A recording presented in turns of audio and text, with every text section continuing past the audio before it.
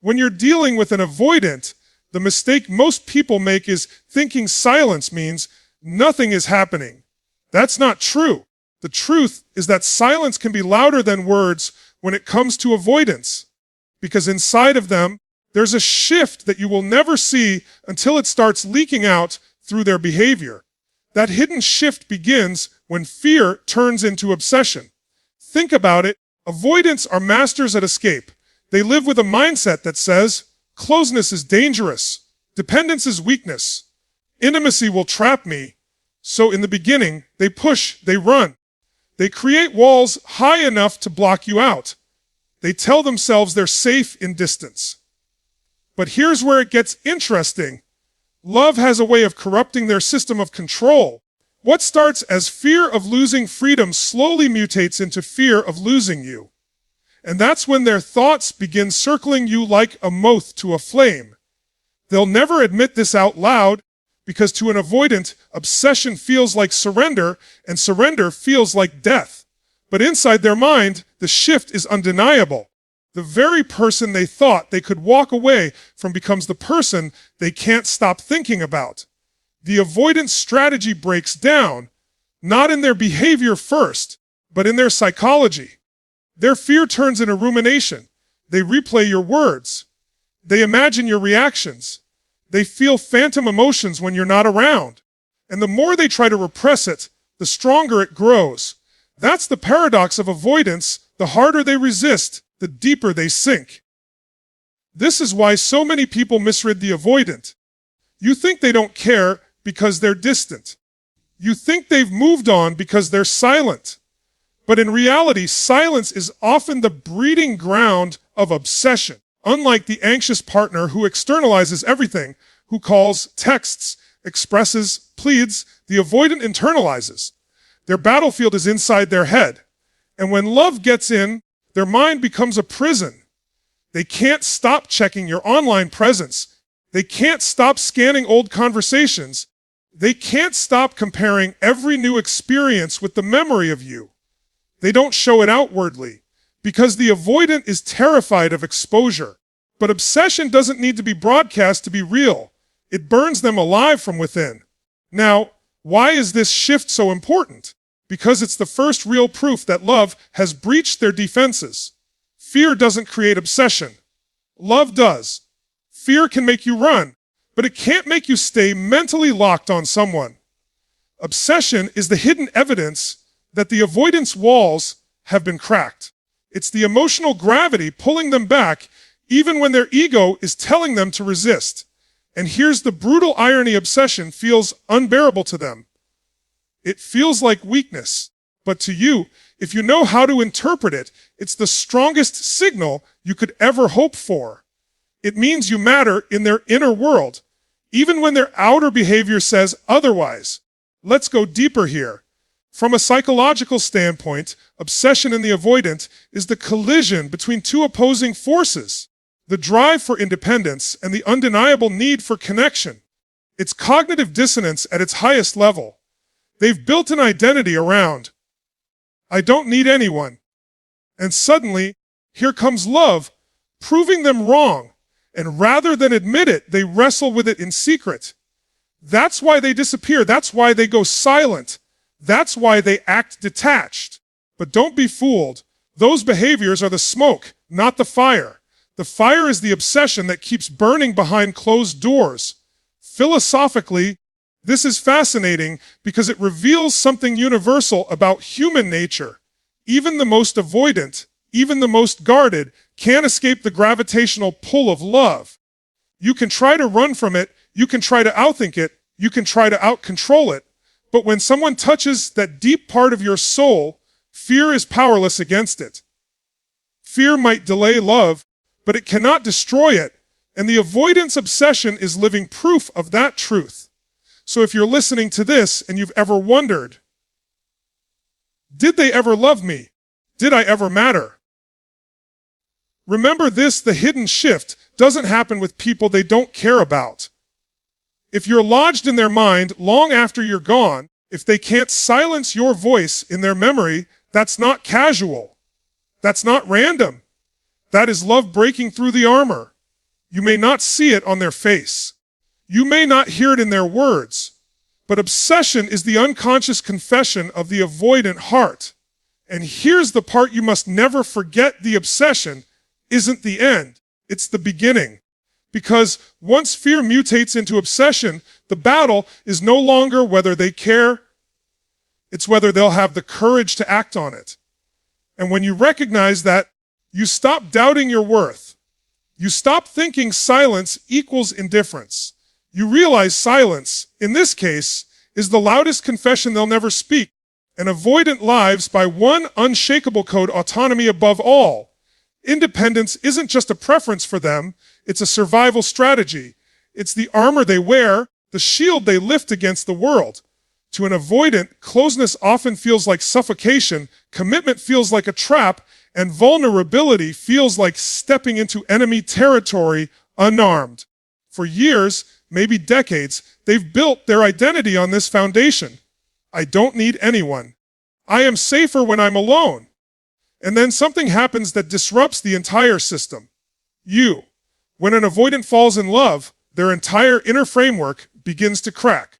What used to be black and white, connection is danger, distance is safety, suddenly turns gray. A new internal war begins, one that they cannot easily escape. On one side, there's their obsession with autonomy, the fierce need to protect their independence. On the other, there's the undeniable pull of love, the craving for connection, intimacy, and presence.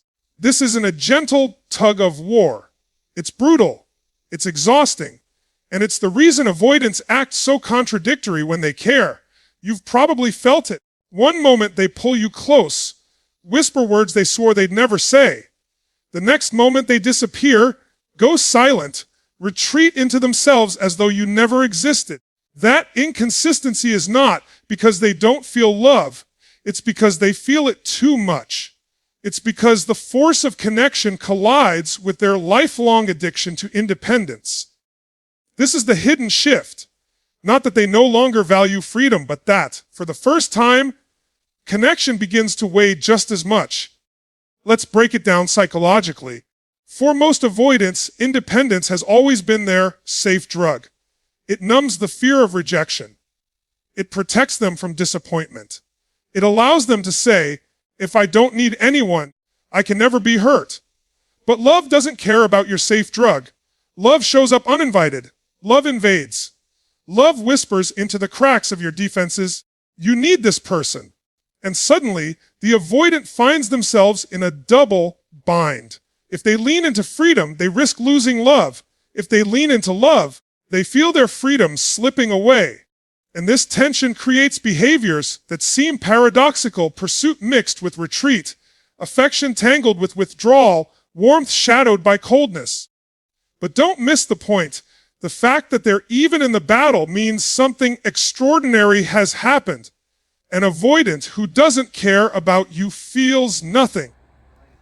They don't battle themselves over someone they don't love. The very fact that you've created conflict inside of them, that you've made connection weigh enough to rival autonomy, that is proof of your significance. You've disrupted their system. You've become the exception to their rule. And in the avoidant world, being the exception is everything. Philosophically, this is fascinating, because what it reveals is that love is not about comfort, it's about transformation. Real love doesn't just hand you what you want.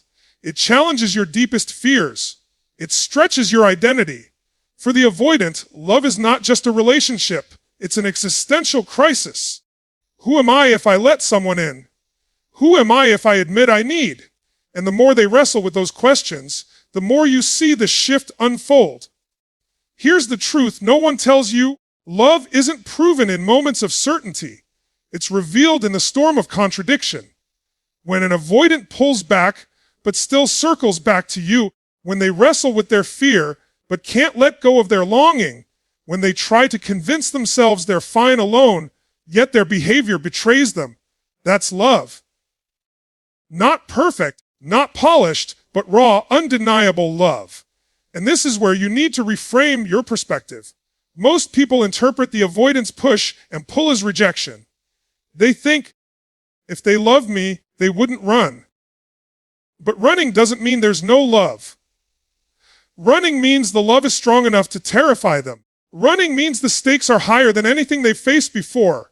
Running means freedom no longer feels like enough. That's the hidden shift. That's the proof.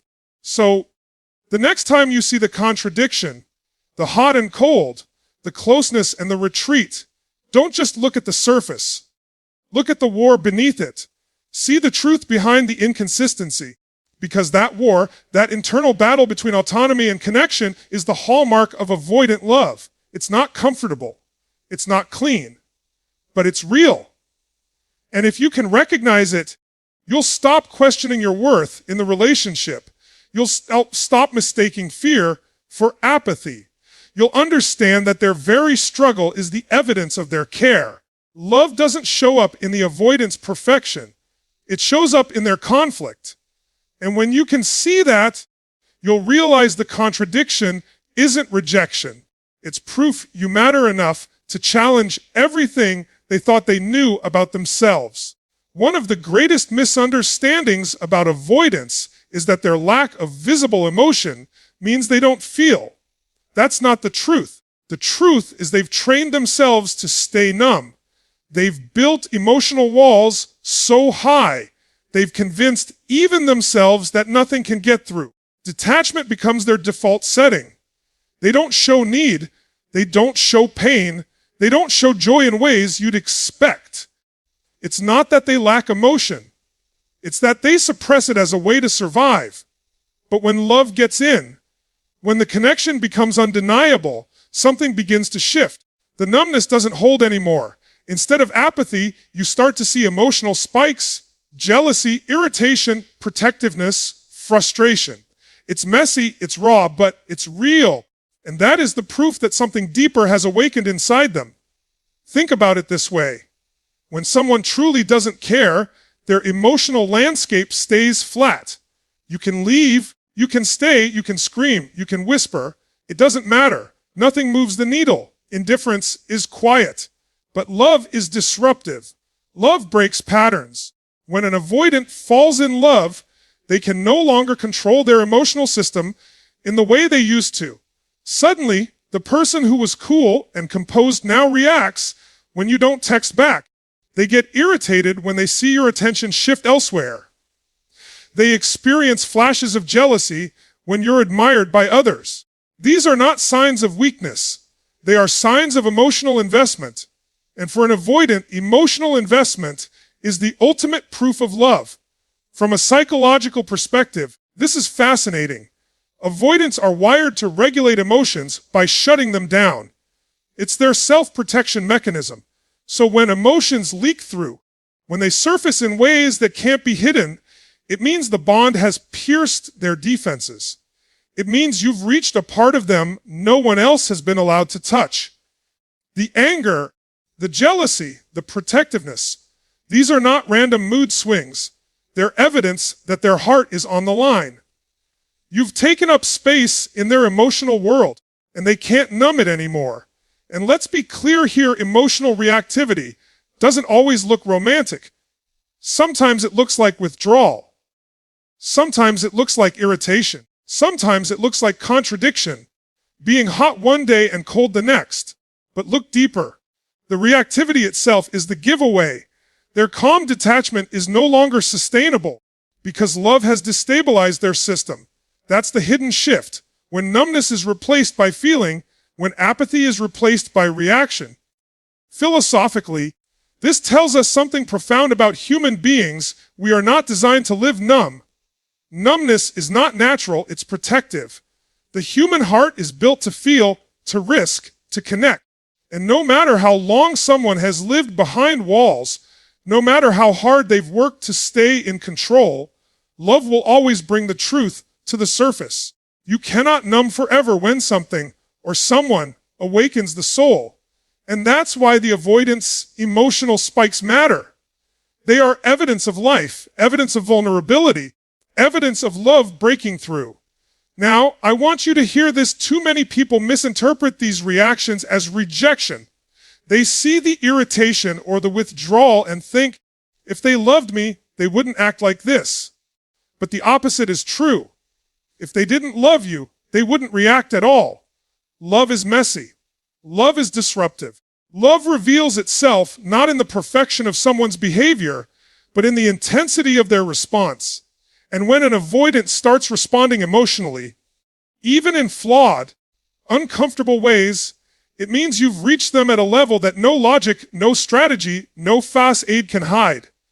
This is the proof you must learn to recognize. It's not about the grand gestures. It's not about poetic confessions.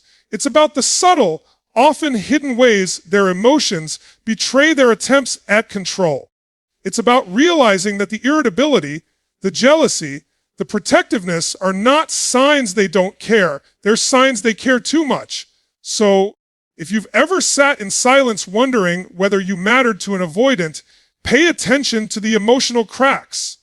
Look for the moments when their calm exterior breaks. Notice when they get reactive, when they stumble in their detachment, when they reveal that you've touched a nerve. That is not weakness. It's love disguised as conflict. For the avoidant, the highest priority has always been self-preservation. Their whole operating system is built on one principle. I must protect myself at all costs. That's why independence feels like oxygen to them. That's why they fight for space, why they push people away, why they seem immune to the idea of loss. To them, the greatest fear is not losing a relationship, it's losing themselves in one. They believe freedom equals safety and dependency equals danger. But when love arrives, when someone breaks through their defenses, a profound shift takes place. For the first time, the fear of losing you outweighs the fear of losing themselves. And that shift is not just subtle, it's seismic. You see it in small but powerful ways. The avoidant who once acted indifferent suddenly starts circling back after distance. The one who claimed they didn't care about commitment begins checking in on where you stand. The person who could vanish without explanation starts showing concern when you withdraw. These are not accidents. These are signs that the balance of fear has shifted. Because, let's be honest, avoidants don't fight for people they don't care about. They don't make efforts to keep someone they're not afraid to lose. Their entire pattern has always been, if it feels threatening, I leave. So when you begin to see them making moves to stay connected, even in their imperfect, clumsy way, that's evidence of love. That's proof that you've become more important than the independence they've idolized their whole life.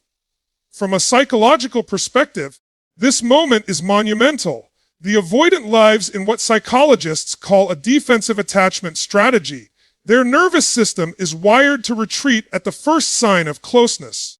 But the moment love grows strong enough, the system begins to rewrite itself. The risk of losing the person becomes more painful than the risk of intimacy. That doesn't mean they suddenly stop being avoidant, but it does mean their actions start to betray their heart. Instead of only protecting themselves, they begin to protect the bond. That's why you'll notice subtle behaviors. They apologize faster. They reach out after disappearing. They become restless when they sense you might move on. These are not signs of weakness. They're signs that love has pushed them into new territory, the territory of vulnerability. And this is where most people miss the truth. They see the avoidance retreat and assume it's rejection. They see the silence and assume it's indifference. But the hidden reality is this: an avoidant only fears losing what they love. They only wrestle with vulnerability when someone truly matters. And when that fear of losing you becomes louder than their fear of closeness, you are witnessing the shift that proves their love. Philosophically, this speaks to something much bigger than attachment styles. It speaks to the way human beings change. Real transformation doesn't happen when we feel safe. Real transformation happens when the pain of staying the same becomes greater than the pain of change. For the avoidant, staying in their old pattern of detachment eventually creates a deeper fear, the fear of losing the one person who brought meaning into their controlled world. And that's when love breaks the cycle. That's when the walls no longer protect but imprison. That's when self-preservation is no longer enough. And I want you to really grasp this. When an avoidant begins to fear losing you, it is not weakness. It is awakening. It is the human heart overriding the survival instinct. It is love rewriting the code of fear. They may not articulate it clearly. They may not express it perfectly. But if you pay attention, you'll see it in their behavior. You'll see it in the way they hold on just a little longer, in the way they resist letting you fully go, in the way they come back even after retreating. That's not random. That's love tipping the scales. So if you're caught in the confusion of their contradictions, step back and ask yourself this: do they act like someone who has nothing to lose, or do they act like someone afraid to lose me? That question is the key, because when the answer is the latter, you're no longer dealing with an avoidant who is running from love. You're dealing with an avoidant who is terrified of losing it. And here's the paradox you must never forget. For an avoidant, love doesn't erase fear. It rearranges it. And when fear of losing you outweighs fear of losing themselves, you've already won a part of them they never thought they'd give. With an avoidant, silence is never just silence. Most people mistake it for absence, for indifference, for a lack of care. But when an avoidant is in love, silence transforms into something entirely different. It becomes communication. It becomes the unspoken confession they don't yet have the courage to voice. To understand this, you have to remember that avoidants are not fluent in direct emotional expression. Words feel dangerous to them because words make things real, and real feels vulnerable. So instead of saying, "I love you," they fall back into silence. Not because they don't feel, but because they feel too much. This silence is not the same as the emptiness of disinterest. It's charged. It's heavy. You can feel it when you're around them. It has weight, like an unsent message hanging in the air. When an avoidant withdraws into silence after love has entered the picture, what they're really doing is wrestling with emotions too large for them to manage in real time. Their system is overloaded, and silence becomes their only way to process. It's not avoidance of you. It's avoidance of themselves, of the tidal wave of feelings they don't yet know how to handle. Think about how paradoxical this is. They may not text, but they're checking their phone more than they ever did. They may not speak, but their silence lingers in a way that makes you feel them even more. They may not chase you publicly, but in private, they replay conversations. They scroll through your photos.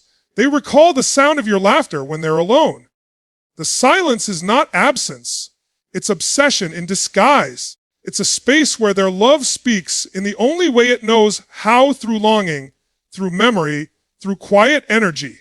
From a psychological standpoint, this makes perfect sense. Avoidants regulate their emotions by withdrawing. That's their nervous system's way of maintaining control. But love disrupts control. Love doesn't ask permission. Love barges in and stirs chaos. And so, silence becomes their survival response. It's their attempt to make sense of something too overwhelming to articulate. They don't talk it out like the anxious type would. They don't rationalize it openly like the secure type might. Instead, they go inward. And if you've ever wondered whether that silence means they've forgotten you, understand this silence often means they're thinking about you more than ever. Philosophically, this is profound because it forces us to rethink the way we interpret communication in relationships. We're conditioned to believe that love is proven by words, by constant affirmation, by visible gestures. And yes, in many cases, that's true. But with an avoidant, love doesn't always shout. It whispers. It hides in silence. It reveals itself in absence, not presence. And if you don't know how to read that language, you'll miss it entirely. You'll walk away thinking they don't care, when in reality, their silence is the deepest proof that they do. Now, let's be clear, silence is not the healthiest form of communication.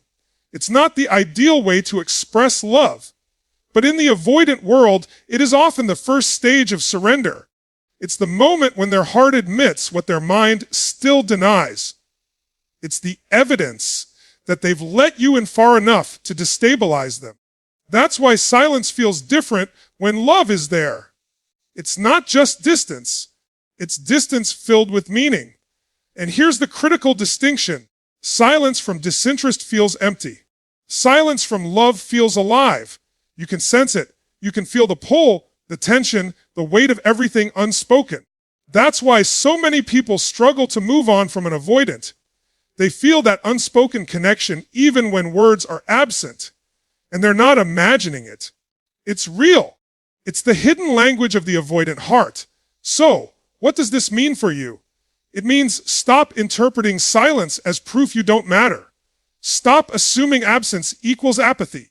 Recognize the difference between detachment and depth. If their silence carries weight, if it lingers in your soul, it's because something powerful is happening beneath the surface. Something they don't yet know how to say, but can no longer deny. The hidden shift is this: when their silence stops being avoidance and starts being longing, you've already touched their heart in ways they can't hide. One of the most telling shifts in an avoidant, and one that almost nobody pays attention to, is the slow emergence of consistency where there was once nothing but inconsistency. Avoidants are defined by unpredictability. They pull close, then they push away. They open up for a moment, then vanish for days or weeks. This rhythm of approach and retreat is how they maintain control. It keeps intimacy at a distance and ensures they never feel too exposed. But when love begins to rewrite their inner script, you start to notice something remarkable.